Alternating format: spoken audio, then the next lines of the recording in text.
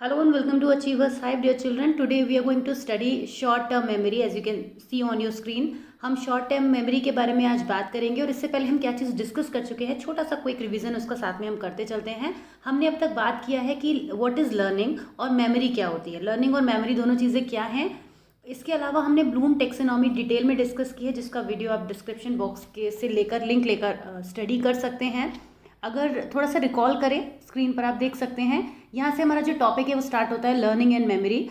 और इसमें जो ये सबसे पहले आपको ब्लूम टेक्सोनॉमी दिख रही है, यहाँ पर ये सिर्फ एक पैराग्राफ में दिया हुआ है, बट हमने इसको काफ़ी डिटेल में डिस्कस किया है, जिससे कि चाहे कॉम्पिटिटिव एग्जाम हो, चाहे आपको अपने इस टॉपिक को यहाँ से भी स्टडी करना हो, आपकी बेटर लर्निंग हो पाए, उस हिसाब से उस वीडियो को प्रिपेयर किया है। उसके बाद हमने सेंसरी मेमोरी, जो कि मेमोरी का फर्स्ट टाइप होता है, 3 स्टोरेज सिस्टम होते हैं, जिसमें पहला है सेंसरी मेमोरी, तो उसको भी वीडियो को हमने सेपरेट लिया है। आप देख सकते हैं यहाँ पे इसके बारे में बहुत ज़्यादा अपडेट नहीं है, लेकिन हमने वीडियो में बहुत छोटी छोटी बातों को भी कंसीडर किया है with the help of the examples. Again हम नेक्स्ट पर आते हैं, which is short term memory. इसमें हम आज बात करेंगे जिसको हम वर्किंग मेमोरी भी कहते हैं। शॉर्ट टर्म मेमोरी को भी हम उसी तरीके से विद एग्जाम्पल डिटेल में डिस्कस करेंगे। और इसी के साथ एक कॉन्सेप्ट और निकल कर आता है, मिलर्स मैजिक नंबर। अब वो क्या होता है उसको पूरे वीडियो में आप ध्यान से देखेंगे तो आपको अच्छे से समझ में आएगा कि क्या होता है। चलिए, without any delay let us quickly begin the topic which is short term memory. तो इससे पहले हम ये जानते हैं कि सेंसरी मेमोरी क्या होती है। जब हम अपने सेंसेस के थ्रू किसी भी इंफॉर्मेशन को रिसीव करते हैं तो वो for a very small fraction of time हमारे पास स्टे करके और फेड आउट हो जाती हैं। That is called sensory memory. But what if that particular thing stage for a bit more longer time.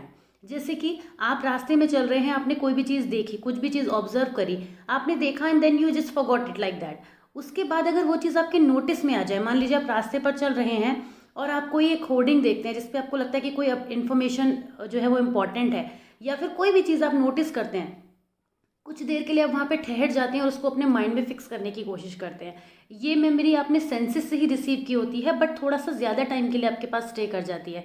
अगर थोड़े से ज़्यादा टाइम की जो हम बात करें वो कितना होगा, it can be up to 1 minute. Normally ये 20 सेकेंड्स, 30 सेकेंड्स, 40 सेकेंड्स जैसे कंसिडर किया जाता है, but it is the range. It is the range. ऐसा नहीं है कि कोई फिक्स ड्यूरेशन पर ही शॉर्ट टर्म मेमोरी रहती है, वो तो रेंज की बात है। वो कुछ थोड़ी सी देर में भी जा सकती है, थोड़ा आप रुक भी सकते हैं उस पर। तो अराउंड 1 मिनट तक जो है वो हम उसको मान लेते हैं कि वो शॉर्ट टर्म मेमोरी होती है।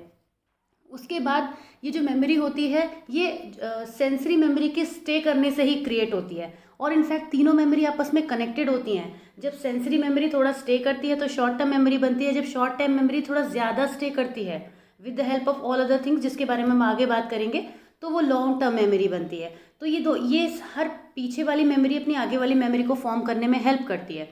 जो शॉर्ट टर्म मेमोरी होती है ये सेंसरी मेमोरी से फॉर्म होती है, तो क्लियर ही है, आप देख सकते हैं स्क्रीन पर भी कि selective attention determines what information moves from sensory memory to short term memory. अब ये सेलेक्टिव अटेंशन क्या है, देखिए अटेंशन के बारे में थोड़ा सा डिटेल में जाएंगे हम यहाँ पे। आपको पता है कि जब हम किसी चीज़ पर अपना फोकस क्रिएट करते हैं, यानी कि हम उस पर अपना ध्यान लगाते हैं, तो उसको हम बोलते हैं अटेंशन। बेसिकली सेलेक्टिव अटेंशन एक ऐसा काइंड ऑफ अटेंशन होता है जिसमें हम आउट ऑफ मैनी स्टिमुलाई कुछ सेलेक्ट करते हैं। जब सेंसरी मेमोरी को शॉर्ट टर्म मेमोरी में कन्वर्ट होना होता है तो हमारे लिए बहुत ज़रूरी हो जाता है कि हम out of many other things उस पर्टिकुलर चीज़ पर अपना फोकस बढ़ा लेते हैं। जब हम उस पर फोकस बढ़ा लेते हैं तो वो मेमोरी जो होती है सेलेक्टिव अटेंशन की वजह से सेंसरी से शॉर्ट टर्म मेमोरी बन जाती है, क्योंकि अब उस पर हमारा अटेंशन चला जाता है। तो इस तरीके से सेलेक्टिव अटेंशन हेल्प करता है सेंसरी मेमोरी को शॉर्ट टर्म मेमोरी बनाने में। शॉर्ट टर्म मेमोरी ज़्यादातर साउंड की फॉर्म में हमें दिखाई देती है, विजुअल्स की फॉर्म में दिखाई देती है, रिकॉलिंग वर्ड्स, कोई इमेज है जो हमारे माइंड में पिक्चराइज हो जाती है, ये सब कुछ शॉर्ट टर्म मेमोरी के एग्जांपल्स हैं। ये बिल्कुल वैसे ही वर्क करती है जैसे कंप्यूटर में रैम होता है, रैंडम एक्सेस मेमोरी, बिल्कुल उसी तरीके से हमारे ब्रेन का जो ये फंक्शनिंग होती है, शॉर्ट टर्म मेमोरी एक स्टोरेज काइंड ऑफ होता है हमारे माइंड में, जो कि डिफरेंट सिचुएशंस को, ऑब्जेक्ट्स को, किसी भी बात को स्टोर करके रखता है। इसके अलावा अगर हम बात करें तो शॉर्ट टर्म मेमोरी जो होती है वो वल्नरेबल होती है। जैसे सेंसरी मेमोरी हाईली वल्नरेबल होती है, उसी तरीके से शॉर्ट टर्म मेमोरी भी वल्नरेबल होती है, बट क्योंकि इस पर हम अटेंशन देते हैं तो थोड़ी देर के लिए हमारे पास रुकती है। और इसकी अगर कुछ कैरेक्टरिस्टिक्स की बात करें तो जैसे कि आप देख सकते हैं कि मिलर ने अपना मिलर मैजिक नंबर इसी के बेसिस पे दिया था। उन्होंने एक एक्सपेरिमेंट कंडक्ट किया था जिसमें उन्होंने ये चीज़ फिगर आउट करने की कोशिश करी कि कैसे कोई पर्सन कितने डेटा को अपने पास रख सकता है। क्योंकि जब मैंने आपको ये बोला था कि शॉर्ट टर्म मेमोरी को सेट करने की एक रेंज है, तो वो रेंज कितनी होगी, कोई भी पर्सन जब हम उसको पर्टिकुलर ग्रुप ऑफ वर्ड्स देते हैं या कोई स्टेटमेंट देते हैं, वर्ड देते हैं, कुछ भी लर्न करने के लिए देते हैं, तो वो कितना डेटा होता है जो अपने पास रख सकता है इन शॉर्ट टर्म मेमोरी। ये क्वेश्चन एक क्वेश्चन मार्क की तरह से जब हमारे सामने आता है, इसको सॉल्व किया मिलर ने, और 1956 में उन्होंने अपना एक फॉर्मूला दिया जिसको हम फॉर्मूला कह सकते हैं, मिलर्स मैजिक नंबर के नाम से जानते हैं, जो कि 7 होता है। अब एक्चुअली में मिलर मैजिक नंबर कैसे आया, उन्होंने क्या बातें इसमें कहीं, उसको हम डिटेल्ड वीडियो में समझेंगे। और हम यहाँ पर अभी जब हम बात करें कि शॉर्ट टर्म मेमोरी जो होती है वो थोड़े टाइम के बाद डिके भी हो जाती है, बहुत ज़्यादा लंबे समय तक नहीं रुकती है। आप देख सकते हैं स्क्रीन पर आपके समय है millers magic number. George Miller ने 1956 में बहुत सारी इन्फॉर्मेशन के ऊपर स्टडी करने के बाद ये फॉर्मूला दिया था, जब उन्होंने ये कहा कि कोई भी पर्सन जो मैक्सिमम स्टोरेज अपने माइंड में रख सकता है दैट इज़ 7। क्योंकि उन्होंने बहुत सारे जो डेटा कलेक्ट करे उसमें उन्हें ये मालूम चला कि या तो पर्सन 7 से ज़्यादा स्टोरेज को रख पा रहा है, 7+2 रख पा रहा है, अप टू 9 मैक्सिमम कोई वैल्यू होल्ड कर पा रहा है, या 7-2। इतने स्पैन ऑफ टाइम में कोई भी पर्सन इतनी ही इन्फॉर्मेशन रख पा रहा है, तो इसलिए उन्होंने 7 को मिलर्स मैजिक नंबर का नाम दिया। चलिए इसके बारे में डिटेल में आपसे बात करते हैं, जिससे आपकी अंडरस्टैंडिंग बहुत ज़्यादा अच्छी हो जाए, क्योंकि बहुत इंपॉर्टेंट है मिलर्स मैजिक नंबर को समझना। अगर ये टॉपिक क्लियर नहीं है तो शॉर्ट टर्म मेमोरी में भी आपको प्रॉब्लम आएगी। वंस वी फिनिश इट, उसके बाद हम बात करेंगे कि शॉर्ट टर्म मेमोरी के पार्ट्स क्या होते हैं, जो कि यहाँ पर आपको दिखाई देंगे। तो चलिए फटाफट से हम उस वीडियो को कवर करते हैं, उस पोर्शन को कवर करते हैं, और फिर लौट कर आते हैं शॉर्ट टर्म मेमोरी पर। Millers magic number. This magic number was given by an American psychologist, George A. Miller. In 1956, he decided to conduct an experiment to know what amount of data can be stored in the short-term memory. Basically, he wanted to know about the amount of data that could be easily stored in short-term memory. So what he did is he took a number of people and gave each one of them a set of numbers. After some time, he took those numbers back and asked them to recall those numbers. So what he observed was each individual, in fact 90% of the people were able to recall either 5 numbers or 9 numbers. He found that there was no one who could recall more than 9 numbers. Most of them were able to recall between 5 to 9. Like some were able to recall 6 numbers, some 7 numbers, 8 numbers, like that. So he observed that on an average, 7 was the number which people were easily able to recall. Means people could recall approximately 7 numbers out of the given set of numbers. So he came up with the magic number 7, and he concluded that 7 plus minus 2 is the approximate amount of data an individual can remember in the short-term memory. We know that, as we have already discussed also in the short-term memory chapter when we talked about it, that a short-term memory can store 7 bits of data. And this word bits is actually these numbers. Now let us understand with the help of this example. See, now we have these numbers. I am writing some sets of numbers here. 2, 5, 8, 9, 3, 6, 7, 8, 5, 3, and so on. So this is a set of numbers. You can see there are so many numbers. If we take the first 7 numbers, that will be till 7. 2, 5, 8, 9, 3, 6, 7. These are the first 7 numbers. So if we take the first 2 numbers together, like I want to, if I am able to learn all these numbers 2, 5, 8, 9, 3, 6, 7 easily. But in place of that, what we generally do is we take 25, 89, 36, like this also we remember sometime, right? So this process of collecting numbers together and trying to keep them in mind is a different process in which the collection of number is known as chunk of data. For example, I take 2 and 5 together. So this 2, 5, 25 will be now chunk of data. With the help of this chunk of data, if we take one more number, now we take 25, 8, 9, 3, 6, 7, 8. So now we can remember 8 bits of data in place of 7 bits of data. So this way, this set becomes 7 chunks of data. But this chunks of data depends upon the capacity of an individual.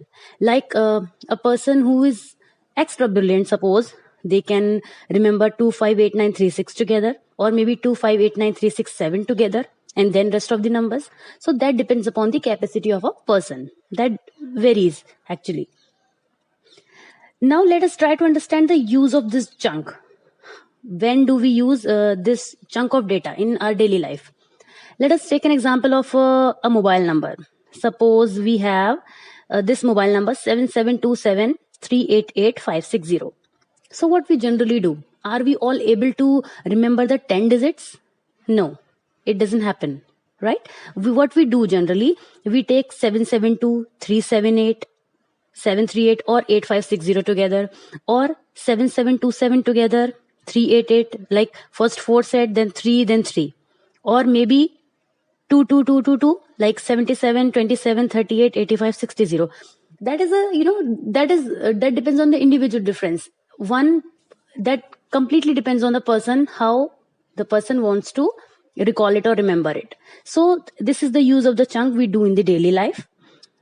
Now, if we talk about what Miller's magic number is, we come to this conclusion that 7 is the magic number given by Miller. So it is called Miller's magic number.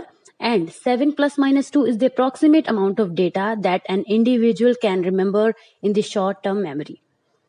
तो आपको बहुत अच्छे से समझ में आ गया होगा कि शॉर्ट टर्म मेमोरी में मिलर्स मैजिक नंबर का क्या रोल है और किस तरह से ये वर्क करता है. अब हम बात करेंगे कि शॉर्ट टर्म मेमोरी के अंदर 3 हम बेसिक ऑपरेशंस को देख सकते हैं. सबसे पहला है आइकॉनिक मेमोरी, फिर है acoustic memory and then is working memory. Working memory ही शॉर्ट टर्म मेमोरी होती है. आइकॉनिक और एकॉस्टिक इसके काइंड तो हैं, लेकिन हम यहाँ पर शॉर्ट टर्म मेमोरी के काइंड है, लेकिन हम यहाँ पर ये भी समझेंगे कि वो पर्टिकुलर किस चीज़ पर वर्क करते हैं. जैसे कि आइकॉनिक, जब हम अपनी विजुअल इमेजेस को माइंड में स्टोर कर पाते हैं, जो हमारी एबिलिटी होती है चीज़ को याद रख पाना कि कोई चीज़ कैसी थी, किसी बोर्ड पर क्या क्या चीज़ें कहाँ पर थी, जब हम ये चीज़ें माइंड में अपने फिक्स कर पाते हैं, इमेज को प्रॉपरली अपने माइंड में कंडक्ट कर पाते हैं, तो हम उसको बोलते हैं आइकॉनिक मेमोरी. एकॉस्टिक मेमोरी, हमने क्या सुना था, सारे वर्ड्स को उसी तरीके से याद रख पाना, पूरी बात को क्लैरिटी से समझ पाना और उसको होल्ड कर पाना, that is called acoustic memory. और एकॉस्टिक मेमोरी जो होती है वो आइकॉनिक मेमोरी से ज़्यादा होल्ड की जा सकती है, क्योंकि इट्स वेरी क्लियर. जो चीज़ें हमें सुनाई देती हैं वो हमारे माइंड में ज़्यादा लंबे समय तक स्टे करती हैं एज़ कम्पेयर टू विजिबिलिटी. तो जब हम वर्किंग मेमोरी की बात करते हैं तो शॉर्ट टर्म मेमोरी को ही हम वर्किंग मेमोरी कहते हैं. और ये किसी भी सिचुएशन में हमारे साथ हुई ये चीज़ जब होती है, कोई भी इन्फॉर्मेशन जब स्टॉप होती है तो वर्किंग मेमोरी बन जाती है. इसको वर्किंग मेमोरी कहने का एक और रीज़न भी है, because it works, it stays for some time and it work something. कुछ वर्क करती है, ये सेंसरी मेमोरी की तरह आती है और चली नहीं जाती है. वर्किंग मेमोरी स्टे करती है. अगर सिगमंड फ्रॉइड के टर्म्स में हम इसको देखें तो जो वर्किंग मेमोरी है उसको हम कॉन्शियस मेमोरी भी कहते हैं, क्योंकि प्रेजेंट में क्या चल रहा है वो इसमें हम फोकस करते हैं. इसके अलावा इंटरनल थॉट्स पर भी हम फोकस करते हैं. तो चाहे एक्सटर्नल स्टिमुलस पर हो चाहे इंटरनल थॉट पर हम फोकस करें, दोनों ही सिचुएशंस इसमें अराइज होती हैं. इसके अलावा अगर हम बहुत सारे एग्जाम्पल्स ले सकते हैं वर्किंग मेमोरी के, किसी चीज़ को थोड़ी देर के लिए मेमोराइज करना, या किसी ने कोई वर्ड हमें बताया उसको माइंड में रखना, या जब हम कोई वर्ड का पास ऑन गेम खेलते हैं वहाँ पर भी वर्किंग मेमोरी ही होती है, शॉर्ट टर्म मेमोरी होती है जो गेम में हमें हेल्प करती है. उस टाइम के लिए हम उस वर्ड को रिमेंबर रखते हैं, पास ऑन करते जाते हैं. नेक्स्ट टाइम पर जब हमारा दूसरा वर्ड आता है तो हम पहले वर्ड को तब तक भूल चुके होते हैं. तो यही वर्किंग मेमोरी होती है जिसको हम शॉर्ट टर्म मेमोरी कहते हैं. और आज के इस वीडियो में हमने वर्किंग मेमोरी को अंडरस्टैंड किया, शॉर्ट टर्म मेमोरी को अंडरस्टैंड किया, इसके अलावा मिलर्स मैजिक नंबर को भी अंडरस्टैंड किया. तो आई एम वेरी श्योर कि आपको ये डिटेल्ड वीडियो समझ में आया होगा. If still you have any doubt then please ask in the comment section below. And if you have not subscribe to our channel then please do it. Next topic जो हम लेंगे वो होगा long term memory, और उसके बारे में भी हम डिटेल में बात करेंगे. So see you very soon in the next video. Till then take care, bye bye. Thank you so much.